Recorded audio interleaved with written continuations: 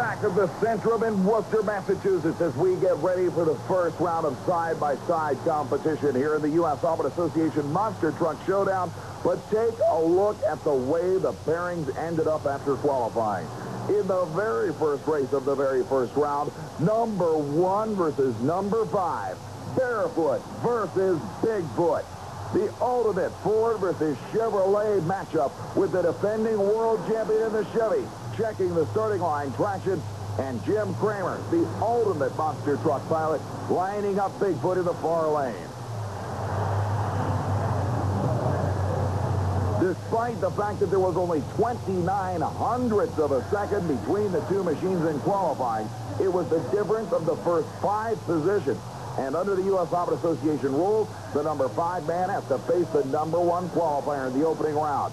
Certainly, Jim Kramer has to be concerned about that quarter-second difference from qualifying.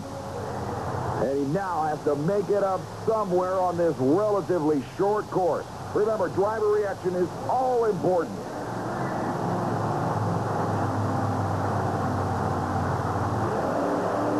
They leave the line together. Bigfoot out in front. Unbelievable nosedive at the finish line. And an upset of the number 1 qualifier to boot. Jim Kramer rides out one of the wildest landings we've seen this year, and the world champion is history in round 1. Take a look at this landing. Absolutely incredible. Mike Ryan in the Jersey Outlaw and Rob Fuchs in the First Blood Ford pull to the starting line, and they're going to have to go a long way to give the crowd more excitement than they just got at the opening pairing. Here's the number 3 qualifier in the red Ford in the far lane. Mike Wine had his problems during the qualifying round, ended up in number 7 spot in this 8-truck field. Both drivers taking their time lining up properly. Mike Wine actually moving up onto the crush cars and allowing Fred Schaefer to head back into the pit area. Now he'll back up behind the starting line and get ready for his first round matchup.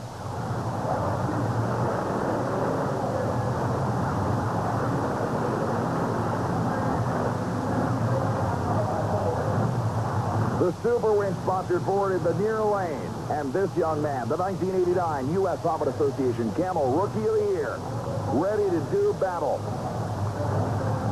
Again, the driver who gets the advantage off the starting line when the green light comes on will have a distinct advantage in this short course run.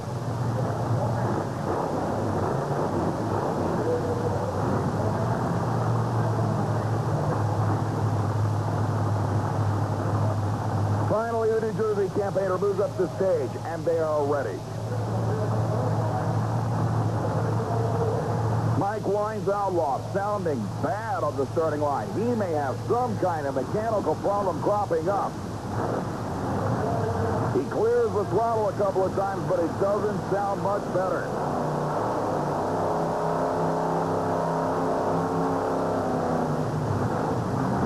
No question, Wine is trying to figure out what is wrong with the power plant in the Outlaw. He can only hope that Fuchs makes a grave error here and hands him the win.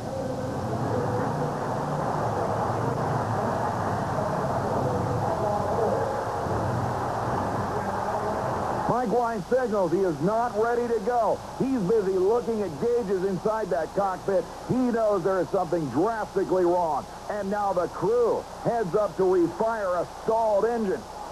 Now, amazingly, Rob Fuchs has shut his engine down in the far lane.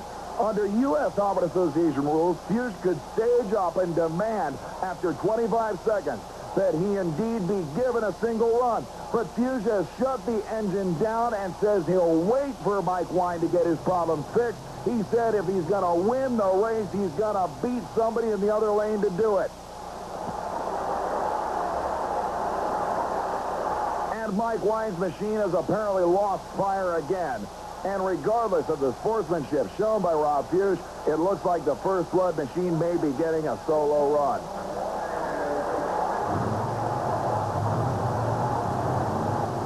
The crews have the Outlaw refired, but based on what it's gone through just in the last minute or so here on the starting line, chances are it won't stay running for very long. We'll have to wait and see. Fuchs still refuses to give up. He is going to give Mike Wine as much time as it takes to make his run. They're both running. I can't say for how long, but they're ready.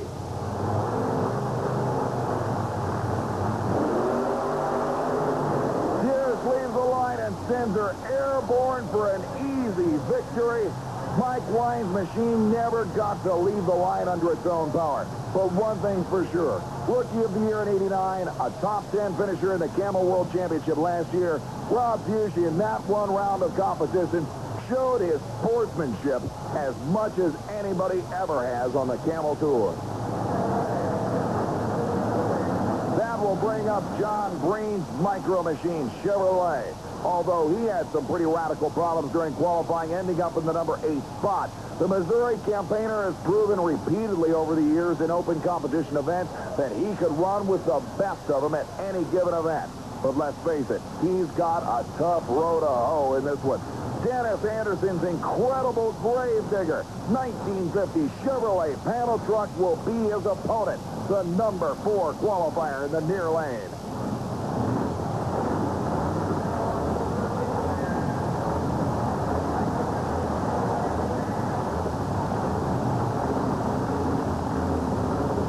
You saw Anderson put the mighty green machine sky high during the qualifying round. Fred Schaefer in the background watching the other machines as they battle in elimination. Always one to keep an eye on the toughest opponents, and you can bet the world champ, now that he's out of the show, has got to be wondering who's going to come away with the title here at Worcester. Both trucks now ready. Both drivers intently focused on the green light located at the finish line.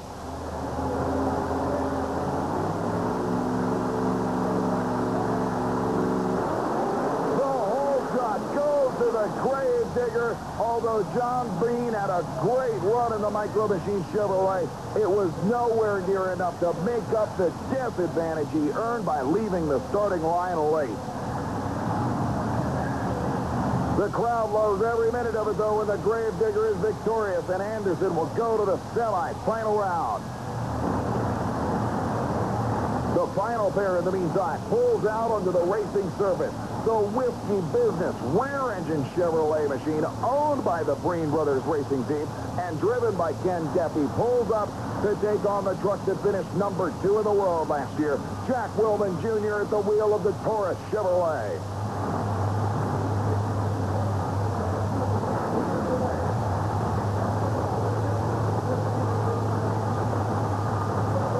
Once again, both drivers taking their time lining up originally. Now, as they move into stage, it's simply a matter of positioning the trucks on the starting line and waiting for the green light start. The tube chassis supercharged 572 cubic inch Chevrolet is without a doubt one of the toughest in the sport, while the Whiskey Business machine with a rear engine configuration in the chassis, the Gravedigger, is a relatively unknown quantity. They leave the line, but it's all Taurus at the finish line. Ken Deppy again, a great job into the wall in the far lane. Deppy could not slow the machine in time, and he taps the retainer at a fairly good clip, but no serious damage noticeable on the front end of the Missouri Chevrolet. But in any case, the Taurus Chevrolet advances to the semi-final round. Jack Willman has got to be happy just surviving the first round of this unusual short course duel. As Ken Deppy heads back to the pit area, proudly waving his support of the POW MIA group, it will be Bigfoot versus First Blood in an all-Ford battle, and Taurus versus Gravedigger in an all-Chevy matchup, guaranteeing us a Ford and Chevy finale here at the Centrum in Worcester, Massachusetts. But we still have championship two-wheel drive pulling action to come as well, all on Super Trax. Stay with us.